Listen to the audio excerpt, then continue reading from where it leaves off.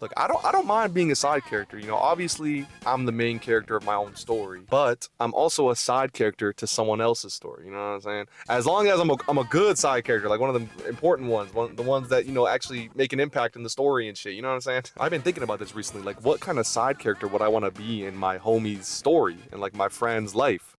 Now, I feel like I already act like an idiot around my friends, you know, when we're trolling or whatever the case may be, just messing around. But if you're that guy that like can walk into a room and he lightens up the mood and he starts cracking jokes and gets everybody laughing, I'm talking about the Patrick Stars of this world, you know what I mean? You fat bitch. You're funny as hell, but you're only there purely for like comedic relief. You never really steal the spotlight, but you got everybody giggling, you know what I mean? And you know what they say? If you can make them laugh and giggle, you can make that booty clap and jiggle. I'm talking about the donkeys of this world. Not because you look like one, but because you guys got like crazy comedic timing. Like, it doesn't even matter if you guys are like trying to be annoying or whatever the case is, you'll always just come off as funny, you know what I'm saying? This is the type of side characters that like almost every story has, but it only works the best when you got that contrast, right? With Patrick, we got Squidward. With Donkey, we got Shrek. That's what makes the funny guy work the best, you know what I mean? So if you relate to that kind of character, if you're that type of side character, well, you're probably chopped too. Hey, we ain't getting no girls around here. Hey, welcome to the club. Now this next one is basically me, right guys? The ones who are like constantly dropping the craziest bars, like they could just take over the game whenever they wanted to. Mad aura. I'm telling you, it's basically me. If you've ever watched Avatar: The Last Airbender, then we can all agree, bro. Uncle Iroh got it. Uncle Iroh got it. Uncle Iroh is that guy. It's non-stop with him. Like he drops the most insane Instagram captions. I'm telling you, life happens wherever you are, whether you make it or not. Oh my God, bro, what does that even mean? Like he's always so full of wisdom, you know, and whenever he's on the screen, it's his show. Like it's a takeover. It's just his, bro. It's pack it up. On top of that example, my Marvel homies, we gotta talk about Infinity War and Endgame, bro.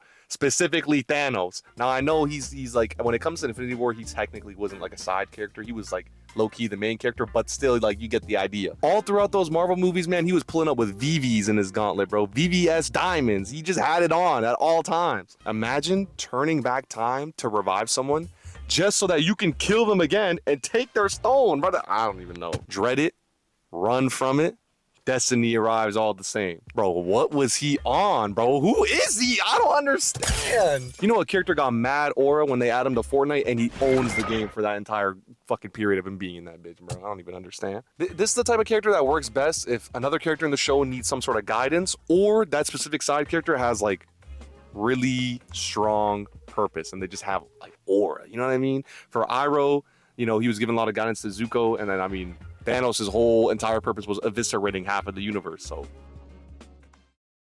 Let's go.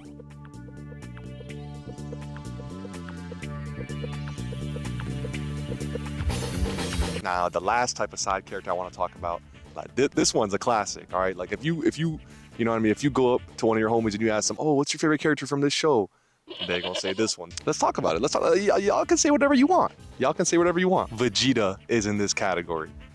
But he not beating Goku. Vegeta clears Goku as a character in every single way, and it's not close. It don't matter what you say. This is the type of side character that's so important that they carry the main character as well. Vegeta starts off as a villain, then he turns into Goku's rival, you know, but he's genuinely interesting. You know, he has this whole redemption arc, you know, he goes Majin, he ends up helping out in the end, makes a crazy sacrifice, and you know, he's relatable because he's not just some chosen one. Goku gets all these crazy power-ups and all this nonsense, you know, goes Super Saiyan before Vegeta, even though Vegeta put in that hard work. Like, I'm saying, we've seen Vegeta's training arcs when he's in the damn, like, gravity room and he's doing, like, the finger push-ups, the finger one-arm push-ups. Hard work, man, I'm telling you. That's some David Goggins shit right there. Last one in this category. If you ever watched Lord of the Rings, you know who I'm talking about, man. My goat, Sam. Yo, we get it, man. Frodo carries the ring, all that, whatever, bro, but he's useless. Sam, on the other hand, definition of loyalty, bro. I'm saying he does everything. He fought a giant spider to save Frodo, man. He was smart too. He knew he couldn't bear the ring. He knew it. So what did he do when Frodo was immobilized? So tired to the point where Frodo couldn't move. Nobody else could take the ring. Sam said, fuck it.